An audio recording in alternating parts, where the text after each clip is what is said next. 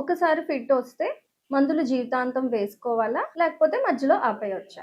అందరికీ నమస్కారం అండి. నేను doctor Yamini Priyanka, consultant neurologist, Ashwini hospital, Yellareddypet.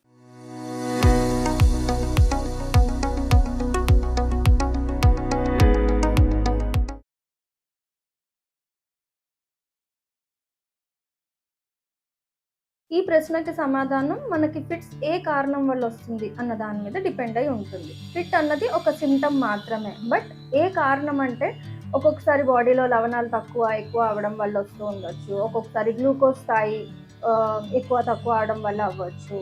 లేకపోతే బ్రెయిన్‌లో స్ట్రోక్ వల్ల ఫిట్స్ రావచ్చు. క్యాన్సర్ వల్ల రావచ్చు.